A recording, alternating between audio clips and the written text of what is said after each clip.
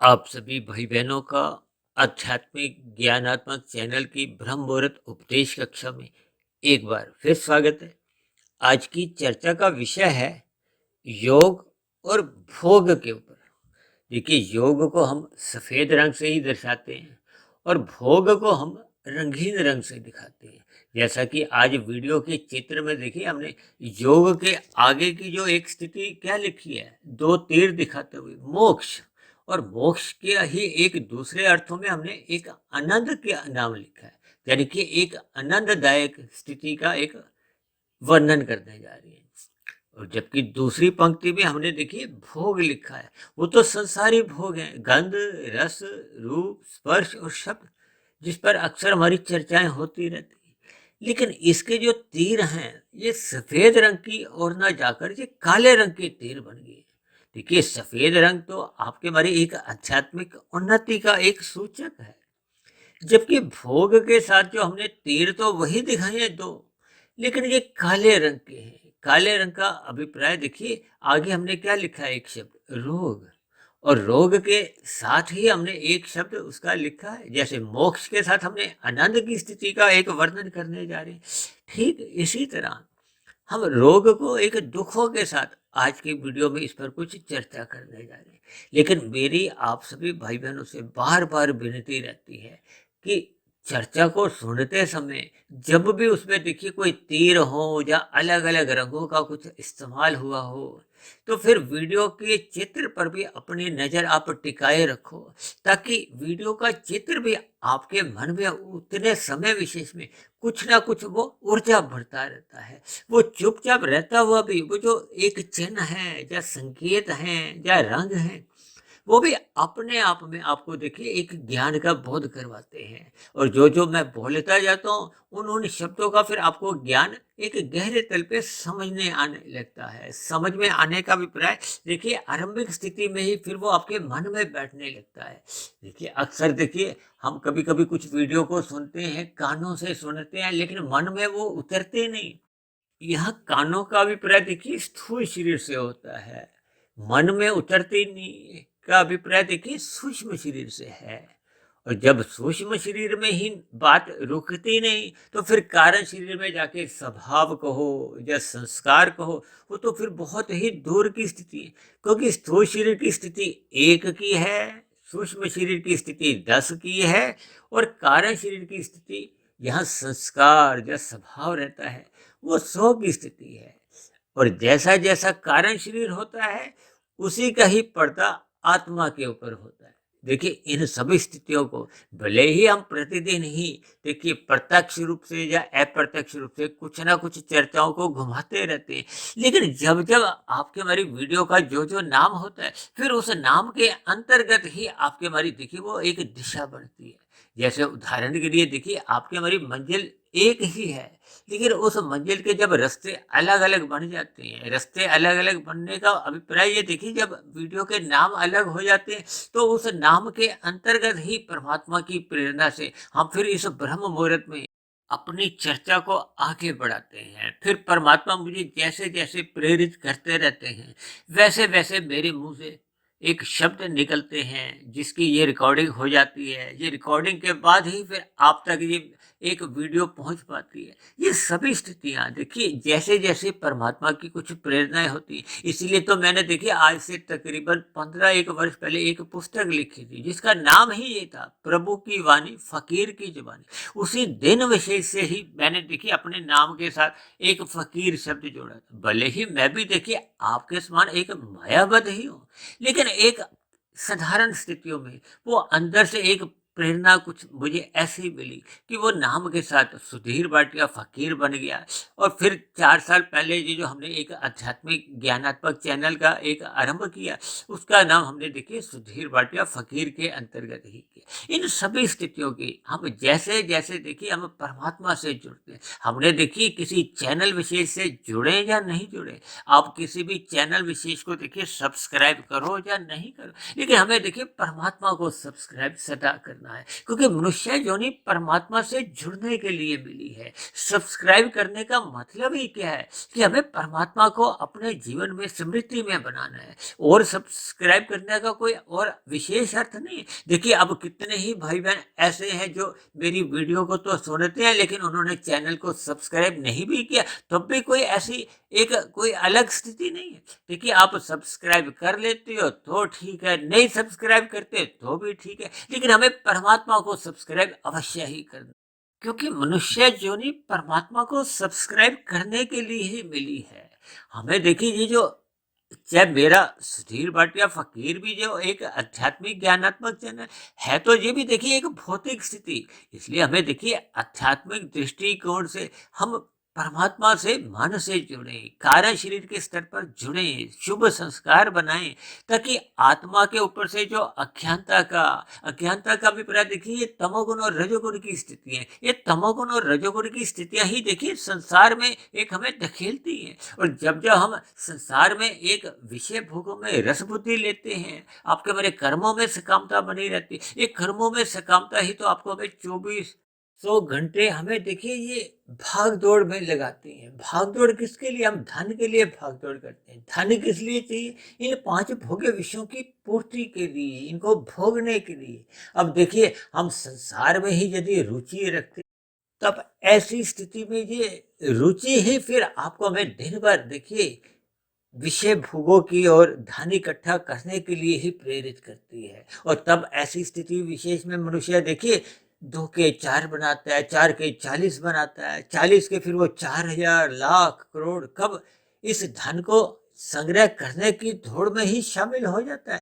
यानी जब तक आपका हमारा देखिए लक्ष्य परमात्मा को पाने का नहीं बनता, परमात्मा की स्मृति बनी नहीं रहती, यानी कि हम परमात्मा को जब तक मन से एक संस्कार रूप में स्वीकार नहीं करते, सब्सक्राइब नहीं करते। अब मेरे चैनल को आप जितने भी बार सब्सक्राइब कर लो, यानी कि सब्सक्राइब करने के बाद यदि आप वीडियो सुनते हो, लेकिन मन के स्तर पर यदि आप परमात्मा को सब्सक्राइब नहीं करते, तब ऐसी स्थिति विशेष में आप जो मेरे चैनल को सब्सक्राइब करके यदि वीडियो सुन भी लेते हो, तो फिर उस वीडियो का जितना असर आपके कारण शरीर में या मन बुद्धि के स्तर पर, यानी कि सूक्ष्म शरीर में पड़ना चाहिए, वो फिर उतने अनुपात में बढ़ नहीं पाता। जब वो असर आपके कारण शरीर में नहीं आता, तब ऐसी स्थिति विशेष में आपके मेरे विचार देखिए भौतिक ही बने रहते हैं, उनमें सात्विकता आ नहीं पाती। यानी कि परमात्मा की स्मृति कभी बनती है, कभी बिछुड़ती है, यानी छूटती है। तब ऐसी स्थिति विशेष में आपके हमारे जो 4 पुरुषार्थ हैं, धर्म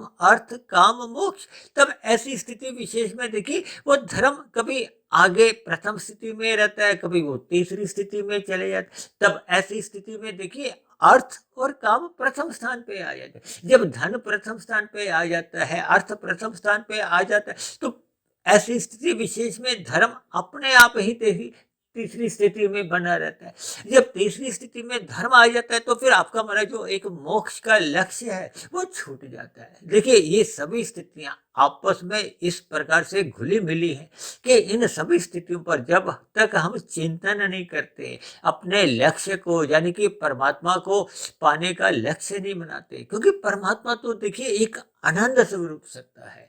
ये जो मोक्ष के साथ मैंने जो एक शब्द लिखा है ना, आनंद स्वरूप, ये परमात्मा की जो एक सत्ता है, उसको आनंद कहो, सच्चिदानंद कहो, किसी भी नाम से पुकारो। देखिए, परमात्मा वो एकमात्र ऐसी सत्ता है, उसके नाम चाहे राम कहो, कृष्ण कहो, नानक कहो, बुद्ध कहो, किसी भी नाम से पुकारो, उससे देखिए कोई फर्क नहीं पड़ता। लेकिन वो सत्ता एक ही है, 2 4 5 10 20 50 नहीं। हाँ, हम सभी आत्माएं देखिए अनंत है, भले ही इनकी संख्या देखिए निश्चित है, लेकिन शास्त्रों में इनका कहीं भी कोई जिक्र नहीं आता, क्योंकि इतनी अनंत है, उसको लिखने में ही बोलने में संभव ही नहीं है। कितनी अनंत कर दोगे, क्योंकि इतनी अनंत है, लेकिन वो निश्चित है। निश्चित इस आधार पे, इस तर्क पर कहा जाता है, क्योंकि आत्मा का जन्म मरण ही नहीं होता, तो इसलिए इनकी संख्या ना तो घट सकती है ना बढ़ सकती है। यानी कि प्रवाह में जो भी ये आत्माएं चल रही हैं, ये सदा बनी रहती हैं। आज हम मनुष्य योनि में हैं, जैसा जैसा आपका हमारा संचित कर्मों का कर्मशः होगा, मरते समय जैसी जैसी स्थितियां बनेंगी, उसमें कारण शरीर में अगर पुण्य कर्मों की अधिकता है, पाप कर्मों की न्यूनता है, तो फिर पुनः मनुष्य योनि की प्राप्ति हो जाती है, या इच्छा रहने पे ऊपर की योनियों की भी प्राप्ति हो जाती है। और लेकिन यदि पाप कर्मों की अधिकता हो गई है, क्योंकि अक्सर जब जब आपके हमारे 5 भोग विषय अनियंत्रित हो जाते हैं और कब मनुष्य तमोगुण में गिरते हुए पाप कर्मों का क्रमशः बढ़ाता जाता है, मनुष्य को इसका बोध नहीं होता।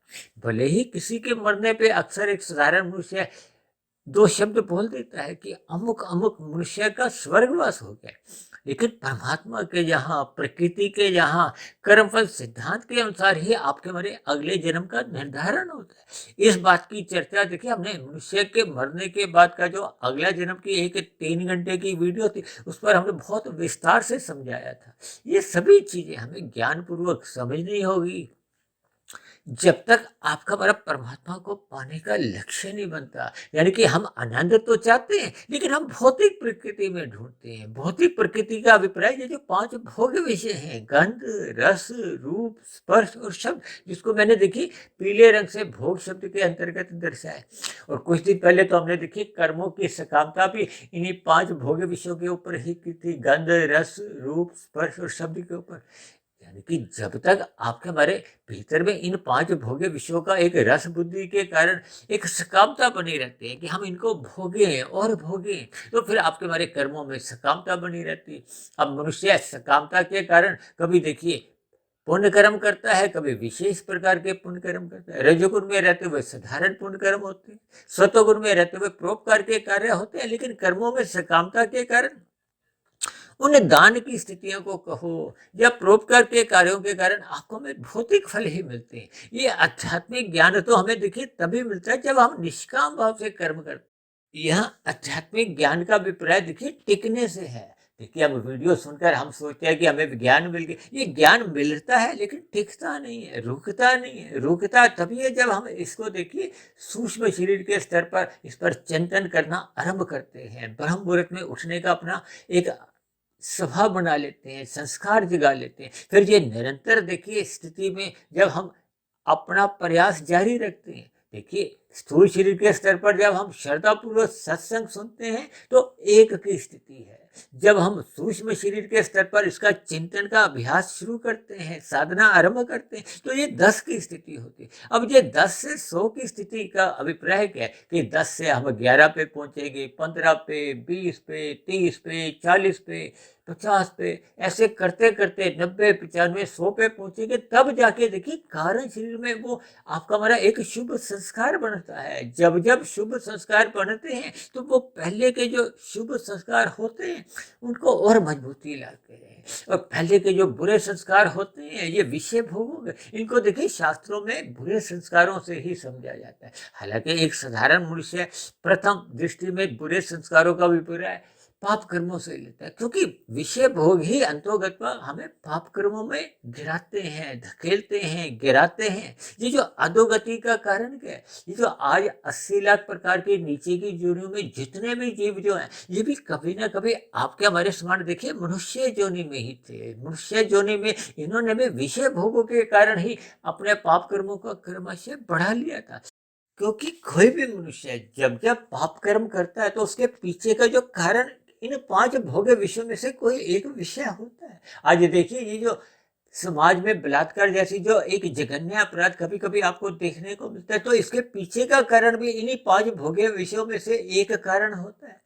और जब जब मनुष्य देखिए क्रोध के भाव रखता है, हत्या कर देता है, इनके पीछे का कारण भी देखिए इन 5 भोग्य विषयों का ही होता है। ये जितनी भी स्थितियां देखिए, आप एक दूसरे परिवारों में भी लड़ाई झगड़े की जो स्थितियां देखते हो, समाज में भी जैसी जैसी कोई स्थितियां लड़ाई झगड़े की होती हैं, या 2 देशों के बीच में जो युद्ध की स्थितियां भी होती है, उन पीछे का देखिए प्रथम कारण या अंतिम कारण वो इन्हीं भोग विषयों के बीच में ही आता है। ये सभी स्थितियों को हमें देखिए ज्ञान पूर्वक समझना होगा। इसलिए तो हमने देखिए ये जो नीचे भोग के साथ ही 2 तीर काले दिखाए हैं। काले का अभिप्राय क्या है कि हमें इससे बचना चाहिए। जब जब आपके हमारे भोग विषय सतोगुण की लगाम से मर्यादा में नहीं रहते। इसलिए तो भगवान श्री कृष्ण ने गीता में बार बार इस बात को जोर देकर कहा है। और उन 5 घोड़ों की लगाम यानी कि अर्जुन के रथ के जो 5 घोड़े हैं वो आपके मेरे भोग विषय ही हैं। उनकी लगाम को अपने हाथ में रखकर यही एक संदेश दिया है कि हमें परमात्मा की स्मृति बनाए रखनी होगी, हमें गुरु के प्रवचनों को सुनना होगा, हमें शास्त्रों के अनुसार अपना अनुशासित जीवन जीना होगा, व्यवस्थित जीवन जीना होगा, संतुलित जीवन जीना होगा।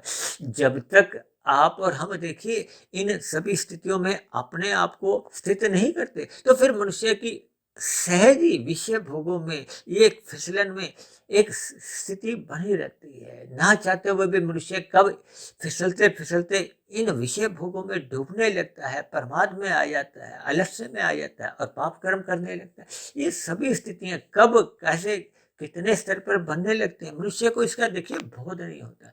इसलिए तो बार बार कहा जाता है कि मनुष्य को अपने मिले हुए जीवन में इन 5 भोग्य विषयों से ऊपर उठते हुए यानी कि ये जो 4 पशु वृत्तियां हैं, आहार, मैथुन, निंद्रा और भय। देखिए आज कोई बड़े से बड़ा उद्योगपति हो चाहे कोई प्रधानमंत्री हो वो भी भयभीत रहता है। यदि कोई देखिए भयभीत ना रहता हो तो अपने आसपास ये जो हम एक सिक्योरिटी लेके चलते हैं यानी कि आपको में मृत्यु का भय होता है या किसी भी प्रकार का, देखिए एक धनी आदमी को अपने धन के छीनने का भय होता है। इसी तरह सभी मनुष्यों को अपना कहीं ना कहीं कुछ ना कुछ देखिए भय की स्थितियां होती है। चाहे कोई उद्योगपति हो, चाहे कोई खिलाड़ी हो, चाहे फिल्मी जगत का उभरता एक सुपरस्टार हो, चाहे कोई राजनीतिक स्तर पर किसी भी सत्ता के गलियारे पे पहुंच गया हो, ये सभी स्थितियां देखिए पशु वृत्ति हैं, आहार, मैथुन, निंद्रा, भय। जब तक हम सत्संग नहीं करते तब तक हम देखिए पशु वृत्तियों से अलग अपने आप को रख नहीं पाते, क्योंकि सत्संग करना मनुष्य का एक सहज एक प्रवृत्ति है। और यदि मनुष्य अपनी सहज स्थिति में नहीं रहता, मनुष्य जोनि पाकर सत्संग नहीं करता, क्योंकि मनुष्य जोनि में ही ये जितने भी जो भोग विषयों की जो एक सकामता है इसको कम किया जा सकता है, समाप्त किया जा सकता है। इसलिए तो कहा जाता है मनुष्य जोनि एक कर्म जोनि है, साधना जोनि है। मनुष्य जोनि में ही हम अपना जैसा भी कर्माशय बनाते हैं पाप पुण्य कर्मों का, उसी के आधार पे ही फिर अगली स्थितियां बनती हैं। मरने के बाद की एक नए जन्म का निर्धारण होता है। इसलिए तो कहा जाता है मनुष्य जोनि को आप और हम अंतिम जन्म भी बना सकते। यदि आप और हम देखिए मिले हुए जीवन में योग करते करते साधना करते करते उस मोक्ष की स्थिति को प्राप्त कर देंगे। मोक्ष की स्थिति का अभिप्राय क्या है कि जब स्थूल शरीर के रहते रहते हम अपना कारण शरीर समाप्त कर लेते हैं। जब कारण ही समाप्त हो जाता है तो फिर अगले जन्म का कोई कारण ही नहीं है। ये अगले जन्म का कारण क्या है? ये कारण शरीर है। अगर कारण शरीर समाप्त हो गया, समाप्त होने का अभिप्राय कि उसमें जो तमोगुण के मल रूपी बुरे संस्कार हैं, रजोगुण के जो विषेप रूपी संस्कार हैं, वही तो हमें समाप्त करने हैं। हमें देखिए सात्विक जो शुभ संस्कार है वो तो आपके हमारे मोक्ष की एक दिशा निर्धारित करते हैं, मोक्ष के लिए वो आपका बड़ा रास्ता बनाते हैं। इसलिए हम सभी भाई बहनों को मिले हुए जीवन में योग की स्थिति को अपनाना होगा, जिसके लिए आपको हमें ये मनुष्य योनि का जन्म मिला है। यानी कि परमात्मा की स्मृति बनाए रखनी होगी, परमात्मा को अपने मन बुद्धि के स्तर पर सदा एक सात्विक स्थिति में रखना होगा। तभी हम परमात्मा की स्मृति बनाए रखते हुए इस भोग विषयों से, जो कि 5 भोग विषय हैं, इनसे आपका फिर हमारा ज्ञान पूर्वक वैराग्य होने लगता है। और यदि ये ज्ञान पूर्वक वैराग्य नहीं हो पाता तो फिर मनुष्य की देखिए काम देखिए इन 5 भोगे विषयों में एक रुझान कहो, इच्छा कहो, रस बुद्धि फिर बनी ही रहती है। और ये रस बुद्धि ही मनुष्य को यदि अपने जीवन में वो धर्मानुसार कर्मकांड करता रहता है तो उसके जीवन में धर्म की मर्यादा बनी रहती है। तब ऐसी स्थिति विशेष में धर्म प्रथम स्थान पे बने रहने से फिर वो उसका अर्थ यानी कि जो एक धन कमाने के जो उसके साधन होते हैं वो धर्म की लगाम से एक नियंत्रण में रहते हैं। और ये भोग विषय भी फिर ये एक नियंत्रण में रहते हैं, क्योंकि अर्थ जब नियंत्रण में आता है और काम नियंत्रण में आता है, किससे? धर्म की लगाम से, सतोगुण की लगाम से, सत्संग की एक स्थिति बनाए रखने से, परमात्मा की स्मृति बनाए रखने से। और यदि ये स्थितियाँ बिगड़ने लगती हैं, बिगड़ने का अभिप्राय देखिए मैंने तमोगुण की स्थिति से दिखाया, इसलिए मैंने भोग के साथ ही देखिए काले रंग के 2 तीर दिखाए हैं, जबकि ऊपर योग के साथ हमने 2 काले रंग के तीर ना दिखा के सफ़ेद रंग के तीर दिखाए, जो कि आपके हमारी आध्यात्मिक उन्नति की ओर दर्शाते हैं। उसी की ही दूसरा नाम देखिए मोक्ष है। साधना करते करते मोक्ष की प्राप्ति करना आपका हमारा लक्ष्य है। मोक्ष होने पे ही, यानी कि स्थूल शरीर के रहते रहते जब कारण शरीर समाप्त हो जाता है, तो फिर मरने के बाद कोई नए जन्म का कारण नहीं होता। तब ऐसी स्थिति विशेष में आत्मा परमात्मा के सानिध्य में मोक्ष की स्थिति को, आनंद की स्थिति को एक लंबे समय के लिए प्राप्त कर लेता है। और यदि ऐसा करने में वो असफल रहता है, तब जितने जितने अंश में उसने आध्यात्मिक उन्नति कर ली होती है, तो फिर उसको पुनः मनुष्य योनि की प्राप्ति होती है। क्योंकि मनुष्य योनि की प्राप्ति होने के लिए आपके हमारी जो एक पात्रता है वो संचित कर्मों की होती है। संचित कर्मों में यदि पाप और पुण्य कर्मों की तुल्यता बनी हुई है, तो फिर मनुष्य योनि की हमें पुनः प्राप्ति हो जाती है। तब ऐसी स्थिति विशेष में उस पिछले मनुष्य योनि में उसने जितने जितने अनुपात में, जितने जितने अंश में आध्यात्मिक उन्नति यानी कि योग की साधना की होती, वो उसको पुनः अनुकूल परिस्थितियों के रूप में संस्कारी माता पिता मिल जाते हैं, गुरुजनों का संग मिल जाता है, यानी कि की गई आध्यात्मिक उन्नति हमें लौटा दी जाती है। फिर उस स्थिति विशेष से फिर हम आगे की आध्यात्मिक उन्नति में लग जाते हैं। ये सभी स्थितियाँ आपके हमारी एक मोक्ष कहो, मंजिल कहो, परमात्मा कहो, आनंद की स्थितियाँ कहो, किसी भी अर्थों से हम समझ सकते हैं।